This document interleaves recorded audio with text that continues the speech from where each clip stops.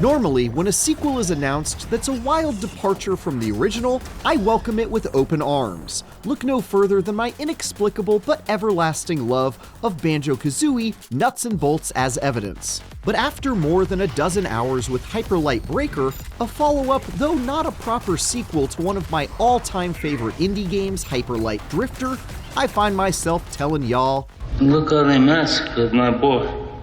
There's clearly the skeleton of a good action RPG hidden somewhere in this incredibly challenging co-op roguelite, but it's currently buried deeper than the sun can see under sloppy combat mechanics, shallow and frustrating exploration, and scant content that feels repetitive after just a couple hours. Of course, this is its early access launch, so there's always hope an initially rough package will transform into something much better with enough time. But what's here right now is largely a disappointment.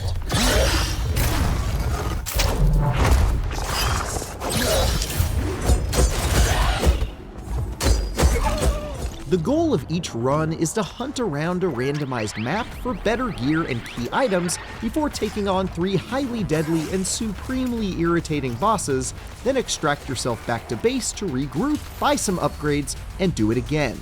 The procedurally generated worlds you and up to 2 friends will spend most of your time exploring at least look quite pretty, but are repetitive and extremely obnoxious to navigate, filled with these awkward cliffs and crooked landscapes that feel like I'm not actually supposed to be climbing them. On the bright side, they at least give you a neat hoverboard to ride around on and do tricks, and although the controls are as sloppy as everything else, hoverboards are indeed dope as hell, so there are definitely some good times to be had there.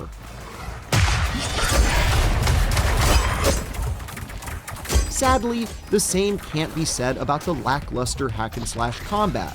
There isn't anything interesting about the melee attacks you're given, the alternate third-person shooting option has very limited ammo, moving and dodging feel unresponsive and inconsistent, and the lock-on system toggled itself off unexpectedly and got me and my crew killed many times, to the point where I just stopped using it altogether. Combine that with the fact that you're constantly swarmed by mobs that are often more annoyingly omnipresent than interesting, and Hyper Light Breaker can get quite infuriating. And you better hope you've got some friends willing to help, because things feel even worse when you're playing alone, as there is seemingly no scaling of any kind to compensate for your reduced manpower.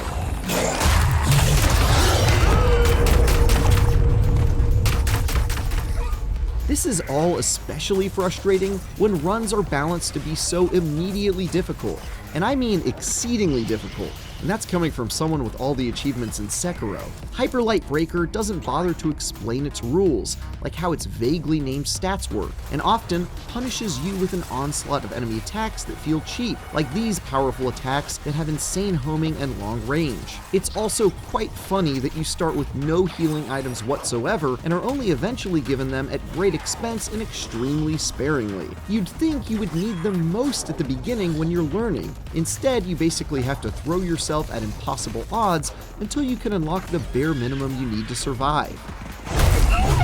There are only 2 of a planned 3 bosses to be found at launch, this giant wolf named Dro, and this melee warrior who wields fiery magic named Exus. Both are incredibly sloppy fights, where minions are summoned endlessly and the boss flops around erratically to do massive damage. Dealing with these beefy leaders on their own is straightforward enough, but when you're constantly bombarded by the same highly lethal enemies you find in the open world areas, already challenging encounters become downright annoying. It also means you're almost required to fight them alongside a full crew of 3 players if you want to win, with at least one person just focusing on crowd control. If your teammates falter in the middle of a fight, you'll quickly find yourself, well, doing this.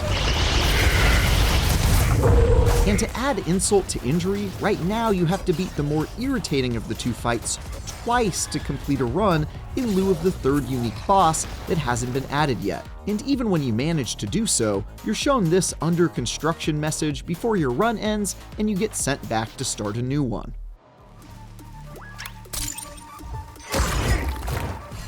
Unfortunately, Hyper Light Breaker doesn't currently give you a lot of reasons to continue playing.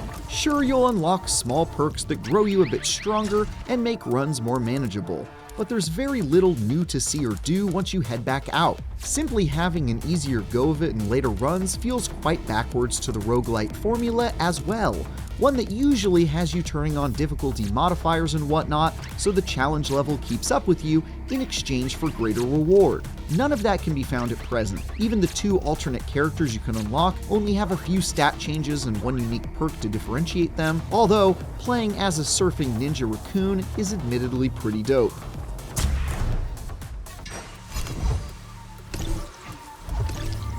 The lack of any unique or powerful loot also contributed to my waning interest, especially once I completed a run or two. You'll find a few different types of melee and ranged weapons, from cumbersome greatswords and lightning-fast hand claws to pea-shooter sidearms and powerful shotguns. But the weak versions of these items feel incredibly similar to the rare and powerful versions you'll unlock down the road, merely adding some additional damage over time or perks like restoring health when you execute an enemy. Completely missing from the pool of items are any crazy game-changing options that substantially increase your effectiveness in combat or alter how you approach a given run.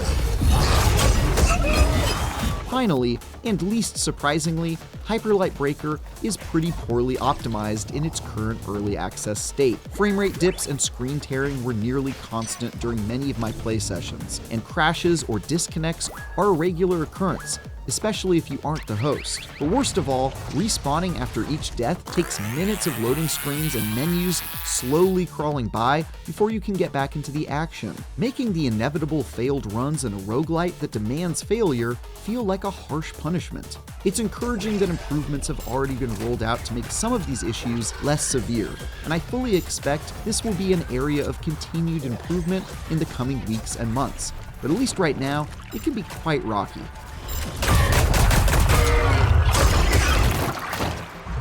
At its early access launch, Hyperlight Breaker is a sloppy roguelite that makes poor use of the Hyperlight world I adore. Combat is messy and repetitive, bosses are cheesy and frustrating as all get out, the procedural worlds are awkward to explore, and both loot and progression are half-baked. Cover all of that in a thick layer of the usual work-in-progress technical problems, and you've got yourself a particularly rough package, even when accompanied by friends. Riding around on a hoverboard while taking in the colorful scenery can give way to some enjoyable moments, so I've still found reasons to be hopeful things can be polished to a more impressive shine over the course of Hyperlight Breaker's early access development. But for right now, you might want to wait and see if there's a Hyperlight at the end of this tunnel.